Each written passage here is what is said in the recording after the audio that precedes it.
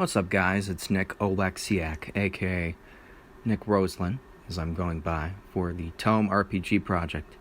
It's been a pleasure so far to work with Niosi, a.k.a. Kerbifer, as you guys know. It's been a lot of fun writing, honestly, and he's been very lenient, very chill. Just been a great guy to work with so far, honestly. I've been given a lot of creative freedom. Anyways, I'm here to give you guys a little behind the scenes footage of what exactly I do with composing. I'm a co-composer on the TOME RPG soundtrack, along with many other very talented composers. And it's been a pleasure to listen to their stuff as well. And this was a very fun track to do. A little background on me. I've been going to college down in Cincinnati for this degree called Commercial Music Production. And within the Commercial Music Production degree, it's located within the jazz department of the College Conservatory of Music. So I've been exposed to a lot of jazz music. I've taken a lot of jazz theory and arranging classes. And honestly, those have been some of my favorites. I've loved jazz from a young age. So to be able to do a jazz track, or a jazz-inspired track, I'd say this is kind of like new jazz, or like a kind of electric jazz style. But it's been an honor to be able to do this kind of music, because this is music that I am personally a huge fan of. Honestly, most of the music I've done so far for the TOME soundtrack, I've been a personal fan of the stuff. So it has not been a drudgery writing for any of it, really. It's been fun. So for this, I've got spooky keys, as I call it. This is like the part that you'll hear at the beginning of the track, which is basically just a synthesized keyboard sound. And then there's the bass part of the same instrument, which I label the synth bass because it's acting as the bass. And basically, this is the low end of the mix. Then I've got trumpet. Honestly, all of these sounds here, if any of you guys know about Logic Pro, that's the digital audio workstation, the DAW that I'm using here. If any of you guys know about Logic Pro and you've had it updated within the past year or so, the instruments that they use or that they give you as presets are just fantastic. I mean, I could see myself paying a couple $100 for some of these easily, especially this brass. This came, honestly, I didn't even have these when I started working on the TOME soundtrack, so I've been introducing more of this.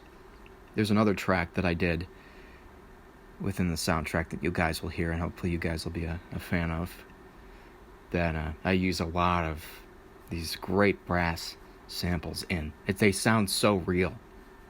I'm not even really going far in depth with the samples too. They just naturally sound really good. But yeah, so this is a very brass focused, very drum focused track. I'm going for like a big band feel. That's what Chris told me to do. So I have a lot of these toms, the drums, like I think it's a Benny Goodman song that has it. It's like, you know what I'm talking about. Forget the name of it. Is it Sing Sing Sing? But I kind of went for that here, but like a more modernized version of Sing Sing Sing.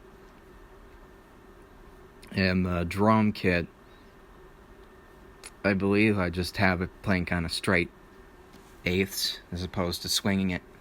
So I try to subvert some of the tropes of big band music in this. Plus I make it a little more spooky, a little off kilter, which is fun to do. I use a mellotron in here, which is famous within the works of the Beatles and other kind of 60s pop artists. I think the Beach Boys used it too. Don't quote me on that. But the mellotron's a big part of making this sound spooky, because the mellotron is kind of naturally has this spooky sound to it. So I use that. As you can see here, I use a crap ton of pianos.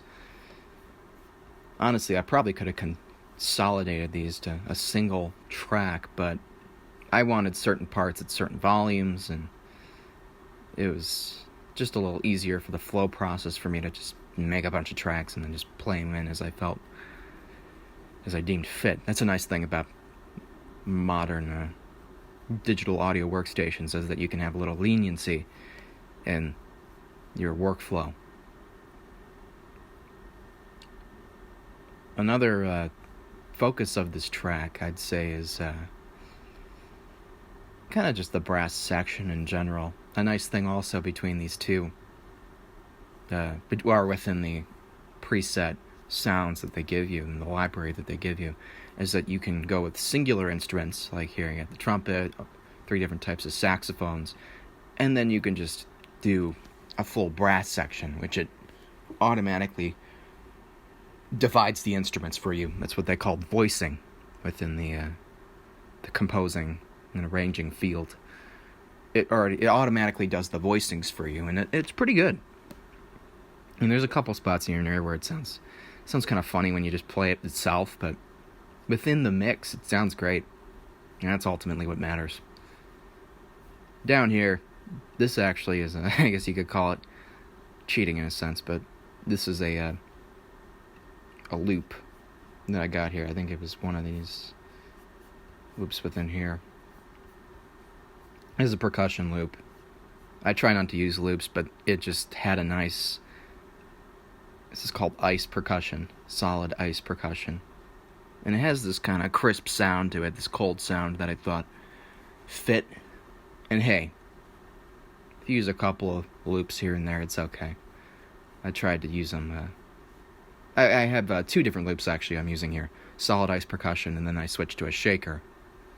So I switch between those just to change up kind of the texture of the sound between sections, while still making it sound coherent. But yeah, this was a lot of fun to do. This one was good. Honestly, I don't think I can even say yet what my favorite track was. I'm not supposed to give away too much information, just because, I want it to be fresh for you guys when you play the game. Not to give you any spoilers. But there's some really fun tracks that I've been writing that you guys will hopefully enjoy as well. So yeah, this is just a little sneak preview of what you'll be getting on the full TOME RPG soundtrack. This is Nickinolegz, a.k.a. Nick Roselin, and I'll be signing off.